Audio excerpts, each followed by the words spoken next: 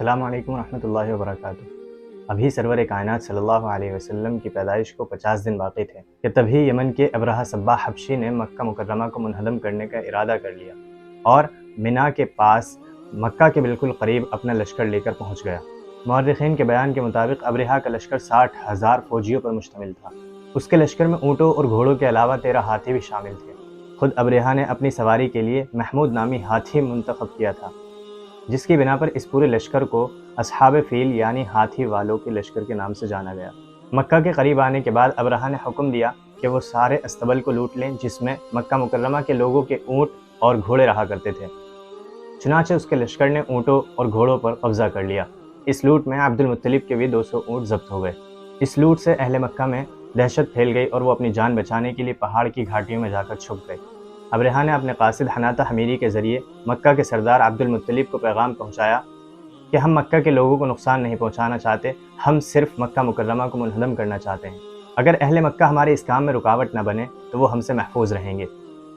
عبد المطلب نے اس کے جواب میں کہا کہ ابرہہ اتنی بڑی فوج لایا ہے کہ مکہ تو کیا سارا عرب مل کر اور سارے عرب کے قبائل مل کر بھی اس کا مقابلہ نہیں کر سکتے۔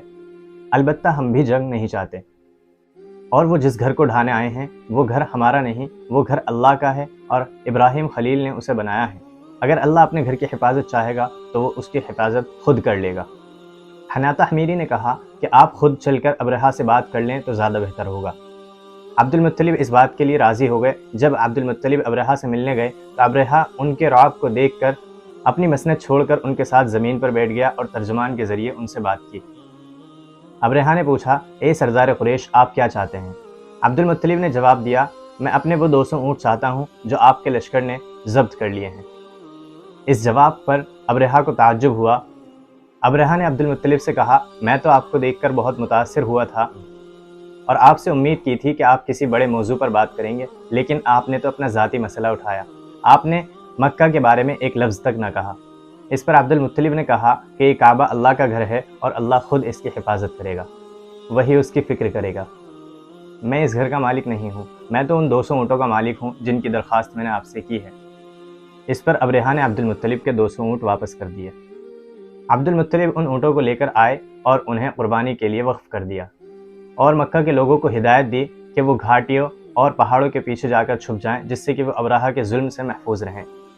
پھر عبد المطلب نے چند لوگوں کو لے کر کعبہ کے دروازے کو پکڑ کر دعا کی کہ اللہ تو اس کی حفاظت کا ذمہ لے لے اور تو اس کی حفاظت فرما، اور ہم کمزور ہیں، ہم اس کی حفاظت کے قابل نہیں، اور اس کعبہ کے آس پاس کے لوگوں کی بھی تو حفاظت کا ذمہ لے۔ تو اس طرح عبد المطلب نے کعبۃ اللہ کے دروازے کو پکڑ کر کچھ دعائیں کی۔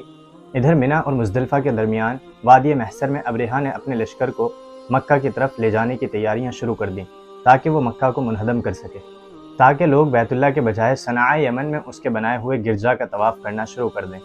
ابرہہ نے لشکر کو مکہ کی طرف کوچ کرنے کا حکم دیا اور خود بھی اپنے ہاتھی محمود کو مکہ کی طرف ہانکنے لگا، لیکن اللہ رب العزت نے ان جانوروں کے عمل سے یہ سمجھا دیا کہ وہ جانور مکہ کی طرف نہیں چلنا چاہتے تھے۔ ابرہہ جب اپنے ہاتھی کو مکہ کی طرف ہانکتا تو وہ آگے بڑھنے کا نام نہ لیتا، لیکن اگر وہ دوسری طرف جانے کا اشارہ کرتا تو وہ ہاتھی دوسری طرف چل پڑتا یا جانور دوسری طرف چل پڑتے۔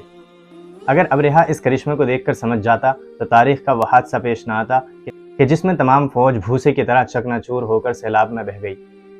جب ابرہہ اپنی ضد پر اڑا رہا تو اللہ رب العزت نے پرندوں کا جھنڈ بھیجا جن کے پاس 3 کنکریاں تھیں جو ایک منہ میں اور 2 پیروں میں پکڑی ہوئی تھی، اور وہ پرندے اپنے ان کنکروں کو ابرہہ کے اس لشکر پر برساتے اور ان کے برسانے سے اللہ رب العزت نے اس میں اتنی قوت رکھی کہ وہ فوج کی فوج نیست و نابود ہو گئی۔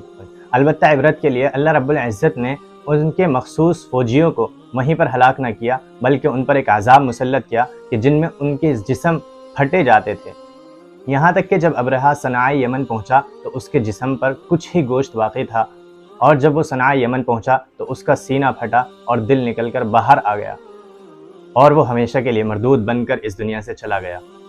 اور یہ سارا واقعہ اللہ رب العزت نے سورہ فیل میں بھی پوری طرح سے بیان فرمایا ہے۔ یہ حادثہ مارچ 571 کے آغاز میں پیش آیا جب حضور پاک صلی اللہ علیہ وسلم کی پیدائش میں لگ بھگ 50 دن باقی تھے۔